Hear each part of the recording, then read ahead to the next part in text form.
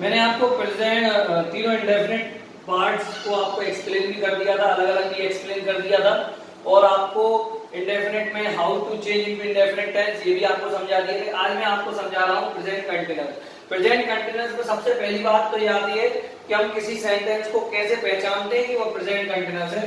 तो अगर यहाँ पे हम सबसे पहले पहचान लिख सकते हैं इसकी कि भाई यदि किसी बात के अंत में रहा है या हुआ है आदि इस टाइप के कोई वर्ड आते हैं तो हम उनको प्रेजेंट कंटिन्यूअस टेंस में मानते हैं। इसमें प्रेजेंट कंटिन्यूअस टेंस की जो हेल्पिंग वर्ब होती है वो होती है is am are.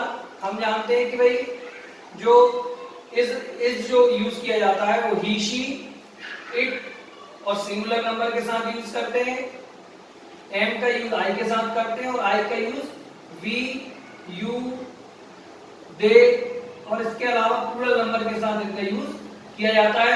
Main verb में जो है हमेशा मेन वर्ब में आईएनजी का यूज करते हैं, इस चीज को हमें ध्यान रखना है।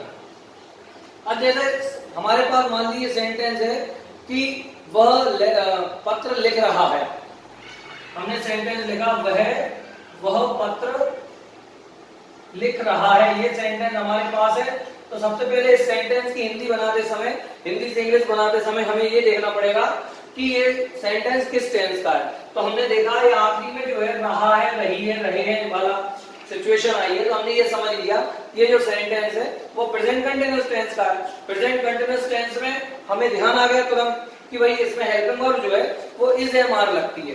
तो अब हम is am are helping verb लगती है तो सबसे पहले हमें क्या रखना है, subject.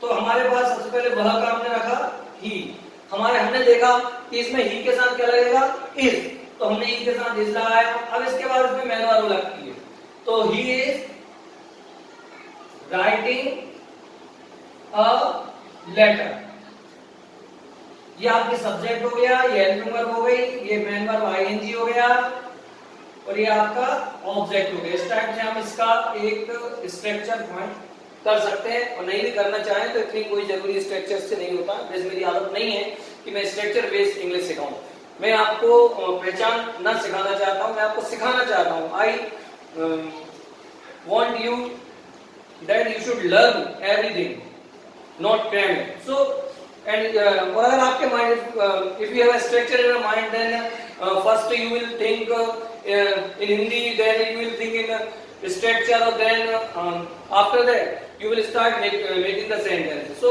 I don't like it. तो subject, helping verb, main verb, ING और ऑब्जेक्ट हो गया। अब इनका जो नेगेटिव होते हैं, अपने प्रेजेंट कंटिन्यूअस का जो नेगेटिव होता है और इंटरोगेटिव होता है वो काफी इजी होता है क्योंकि इसमें चेंजेस हमको नहीं करना पड़ते हैं। तो हम सबसे पहले जो इसकी हेल्पिंग वर्ब होती है ना उसको हम आगे लिख लेते हैं। मान लीजिए एक सेंटेंस हम लिख रहे हैं, क्योंकि मैं जो वीडियो बना रहा हूँ मैं चाह रहा हूँ कि ये पूरा वीडियो फ्रॉम 9 to 12 तक मैं वर्क करे, इसलिए मैं आपको हिंदी भी सिखा रहा हूँ। बट इन 12th क्लास ये हिंदी वाले सेंटेंस आते नहीं, बट 9 to 10 में आते हैं, इसलिए मैं आपको ये भी चीजें बता रहा हूँ, थोड़ा सा आपको भी ये नॉलेज हो जाएगा। अब जैसे मान लीजिए हमने सेंटेंस देखा क्या वर्षा हो रही है, क्या वर्षा हो रही है, तो ये वर्षा होने में हमें जो है सब्जेक्ट इट का यूज करना पड़ता है, क्योंकि यहाँ पे सब्जेक्ट दिया नहीं है। और जो नेचुरल चीजें होती हैं, वर्षा होना या बिजली चमकना, बादल गड़गड़ाना या फिर ओले गिरना, तो इन सब में इट का यूज होता है। तो हम देखते हैं क्या आगे लगा है, मतलब ये सेंटेंस जो है आपका इंटरोगेटिव सेंटेंस है, तो इसका मतलब ये है कि आपको इसमें हेल्पिंग वर्ब कहाँ लगानी पड़ेगी, सबसे आगे लगानी पड़ेगी। तो हम इसको क्या लगाते हैं, सबसे आगे। वर्षा के लिए हमें इट का यूज करना पड़ता है, तो हमें मालूम है। इसे वर्षा होने के लिए क्या बोलते हैं, रेन, और रेन में क्या लगती है हमारी आईएनजी, तो हम ये लगा रहे हैं इज इट रेनिंग, और ये क्वेश्चन मार्क। ध्यान रखिए क्वेश्चन मार्क्स अगर आप लगाते चले, अदरवाइज थोड़ी बहुत प्रॉब्लम क्रिएट हो सकती है। अब इनके बाद मैं आपको अगले टेंसेस अगले वीडियो में बताऊंगा, और फिर जब तीनों आपके कंटिन्यूअस कंप्लीट हो जाएंगे तो फिर मैं जैसे हमने इंडेफिनिट में how to change into indefinite सीखा था, तो वैसे ही हम इसमें how to change into continuous सीखेंगे। विभिन्न प्रकार के सेंटेंसेस लेंगे और उनको कंटिन्यूअस में बदलना सीखेंगे।